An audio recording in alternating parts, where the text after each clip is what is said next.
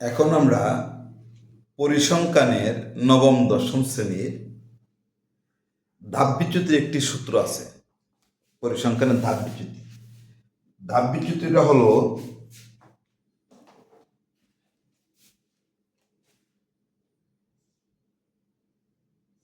UI equal XI minus a by S, অর্থাৎ ধাপবিচ্যুতিকে UI দ্বারা প্রকাশ করা হয়। আর এইচ হলো শ্রেণী ব্যক্তি, এক্সআই হলো শ্রেণী মধ্যমান, এ হলো অনুমিত গড়। মানে মনে করি যে গড়টা ধরা হয়, মধ্যমানটা যেটা ধরা হয়, এটা হলো অনুমিত গড়।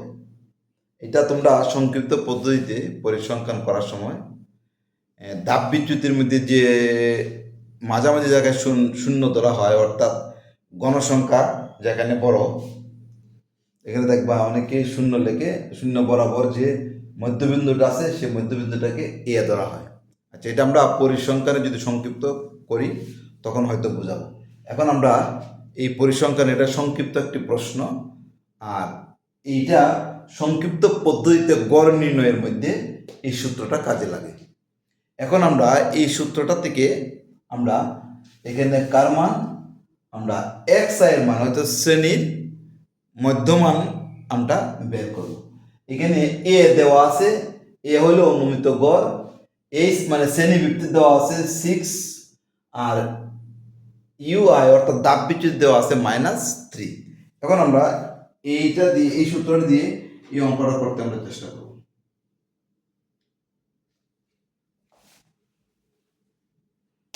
আচ্ছা, তাহলে দেখো আমাদের এখানে দেওয়া আছে কি,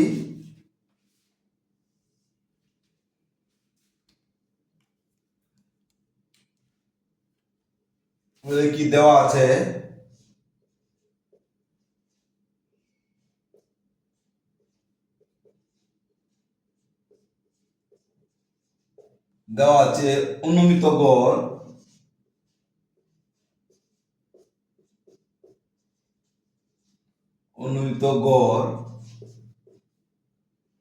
এ ইকুয়াল 32,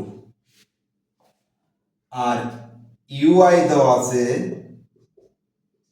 -3, এইচ দেওয়া আছে 6, এক্সআই কত বের করতে বলছি। তাহলে আমরা জানি, এখানে আমরা সূত্রটা লিখি, আমরা জানি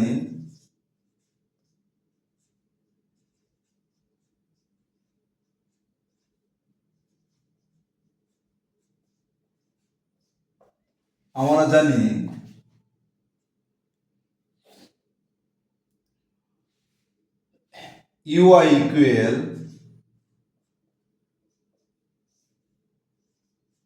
XI minus a by H. এটা আমরা জানি ধাপবিচ্যুতির সূত্র। ধাপবিচ্যুতি ইকুয়াল শ্রেণী মধ্যমান মাইনাস অনুমিত গড় বাই শ্রেণী ব্যক্তি, এটা হলো সূত্র। মানে এটাকে ইউআইকে ধাপবিচ্যুতি দ্বারা প্রকাশ করা হয়। এই শ্রেণী ব্যক্তি, এক্সআই হলো শ্রেণী মধ্যমান, এ হচ্ছে অনুমিত গড়। এখন আমরা মান বসাবো। ইউআই এর মান কত, -3, এইচ এর মান কত 6, এক্সআই এর মান নাই, এক্সআই এর মান আমরা বাইর করব, এর মান কত 32। এখন আমরা আর গুণ করব, -3 নিচে মনে মনে 1 আছে, 1 এর তো গুণ করলে হবে এক্সআই -32, 6 আর 3 গুণ করলে -18, 318, বা এক্সআই ইকুয়াল 32 আছে সমানের বামে, এটা যদি ডান দিকে চলে যায় তাহলে প্লাস হবে, 32 - 18, ঠিক আছে। বা এক্সআই ইকুয়াল 32 থেকে 18 চলে গেলে কত, তাহলে 32 থেকে যদি 18 তুমি বিয়োগ করে, ক্যালকুলেটর তোমরা বিয়োগ করে নিও, 4 আর তাহলে তাহলে কত 24।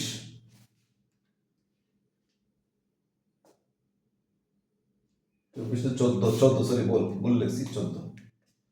8 আছে 12, 8 9 10 11 12 4 8 আছে 1 2 3 থেকে 2 গেলে 1 তাহলে 14। তাহলে আমরা লিখবো 14।